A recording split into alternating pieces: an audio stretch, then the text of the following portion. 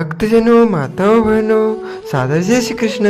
आज हम आपको कार्तिक मास के अध्याय 6 के महात्म्य की कथा सुनाने जा रहे हैं। इस कथा को अंत तक सुनिएगा और सुनने के बाद अधिक से अधिक लोगों को शेयर भी कर दीजिएगा। बोलिए श्री लक्ष्मी नारायण भगवान की जय। गुरुर् ब्रह्मा गुरुर् विष्णु गुरुर्देवो महेश्वरः, गुरु साक्षात् परब्रह्मा तस्मै श्री गुरुवे नमः।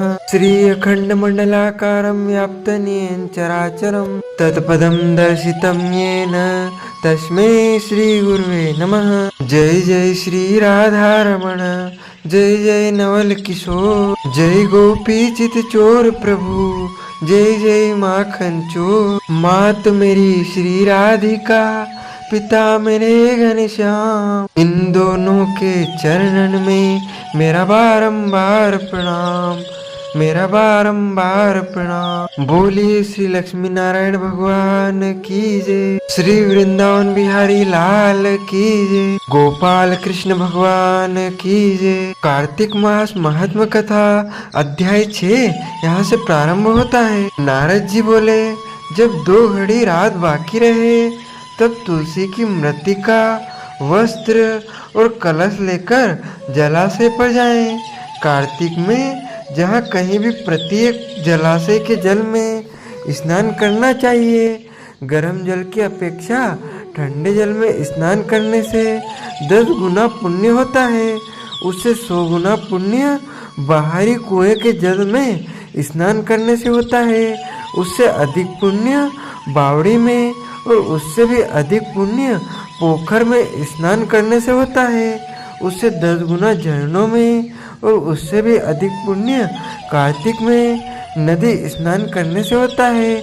उससे भी 10 गुना पुण्य वहाँ होता है जहाँ 2 नदियों का संगम हो, और यदि कहीं 3 नदियों का संगम हो तब तो पुण्य की कोई सीमा नहीं है। स्नान के पहले भगवान का ध्यान करके स्नानार्थ संकल्प करना चाहिए। फिर तीर्थ में उपस्थित देवताओं को क्रमशः अर्घ्य दे, आचमनीय आदि देना चाहिए। अर्घ्य मंत्र इस प्रकार है। हे कमलनाथ, आपको नमस्कार है। हे जलाशायी भगवान, आपको प्रणाम है। हे ऋषिकेश, आपको नमस्कार है। मेरे दिए अर्घ्य को आप ग्रहण करें। वैकुंठ, प्रयाग तथा बद्रिकाश्रम में जहाँ कहीं भगवान विष्णु गए वहाँ उन्होंने 3 प्रकार से अपना पांव रखा था। वहाँ पर ऋषि वेद यज्ञों सहित सभी देवता मेरी रक्षा करते रहे। हे जनार्दन, हे दामोदर, हे देवेश, आपको प्रसन्न करने हेतु मैं कार्तिक मास में विधि विधान से ब्रह्म मुहूर्त में स्नान कर रहा हूँ। आपकी कृपा से मेरे सभी पापों का नाश हो। हे प्रभु, कार्तिक मास में व्रत तथा विधि पूर्वक स्नान करने वाला मैं अर्घ्य देता हूँ। आप राधिका सहित ग्रहण करें। हे कृष्ण, हे बलशाली राक्षसों का संहार करने वाले भगवान, हे पापों का नाश करने वाले, कार्तिक मास में प्रतिदिन दिए हुए मेरे इस अर्घ्य द्वारा कार्तिक स्नान का व्रत करने वाला फल मुझे प्राप्त हो। तत्पश्चात विष्णु, शिव तथा सूर्य का ध्यान करके जल में प्रवेश कर नाभि के बराबर जल में खड़े होकर विधि पूर्वक स्नान करना चाहिए। गृहस्थी को तिल और आंवले का चूर्ण लगाकर तथा विधवा स्त्री व यति को तुलसी की जड़ की मिट्टी लगाकर स्नान करना चाहिए। सप्तमी, अमावस्या, नवमी, त्रयोदशी, द्वितीया, दशमी आदि तिथियों को आंवला तथा तिल से स्नान करना वर्जित है। स्नान करते हुए निम्न शब्दों का उच्चारण करना चाहिए। जिस भक्तिभाव से भगवान ने देवताओं के कार्य के लिए 3 प्रकार का रूप धारण किया था, वही पापों का नाश करने वाले भगवान विष्णु अपनी कृपा से मुझे पवित्र बनाए। जो अमनुष्य भगवान विष्णु की आज्ञा से कार्तिक व्रत करता है, उसकी इंद्रादि सभी देवता रक्षा करते हैं। इसलिए वह मुझको पवित्र करे। बीजों, रहस्यों तथा यज्ञों सहित वेदों के मंत्र, कश्यप आदि ऋषि, इंद्रादि देवता मुझे पवित्र करे। अदिति आदि सभी नारियां, यज्ञ, सिद्ध सर्प और समस्त औषधियाँ व तीनों लोकों के पहाड़ मुझे पवित्र करे।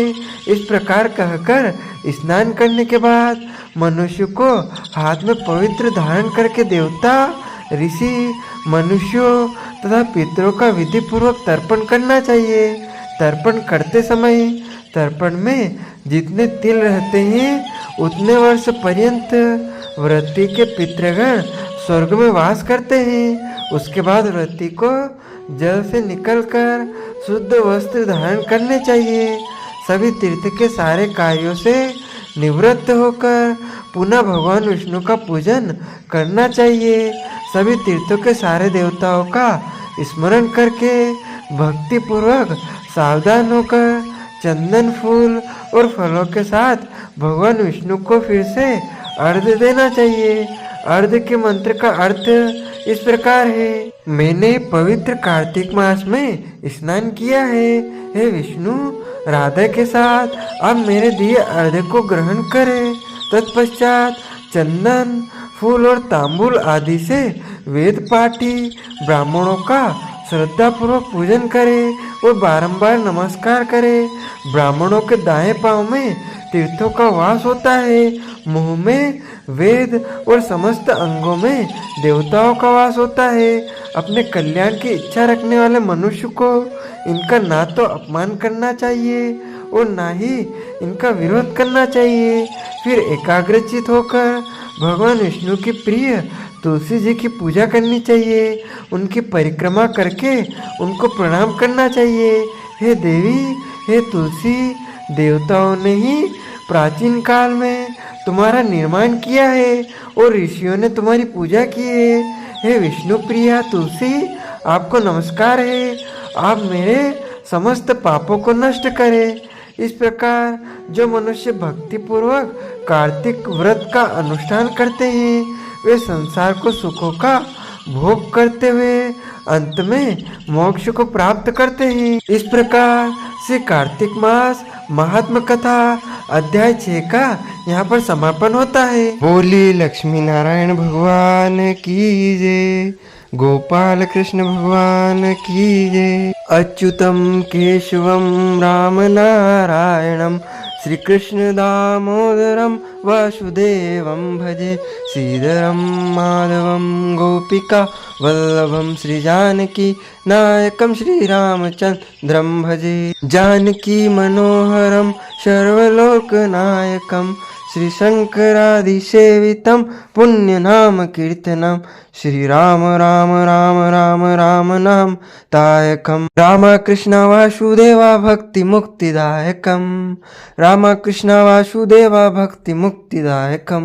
बोलिए गोपाल कृष्ण भगवान की जय, श्री कृष्ण चंद्र भगवान की जय, श्री लक्ष्मी नारायण भगवान की जय, श्री बाके बिहारी लाल की जय। भक्तजनों, माताओं, बहनों, यदि आप कार्तिक मास स्नान के निमित्त, कार्तिक मास के निमित्त कोई भी दान पुण्य करना चाहते हैं तो आप नगद राशि हमारे फोन पे QR कोड के माध्यम से पहुंचाकर कार्तिक मास स्नान का संपूर्ण पुण्य लाभ प्राप्त कर सकते हैं। और रोजाना कथा सुनने के लिए हमारे चैनल को सब्सक्राइब अवश्य कर लीजिएगा। आपको और आपके पूरे परिवार को सादर जय श्री कृष्ण, सादर धन्यवाद।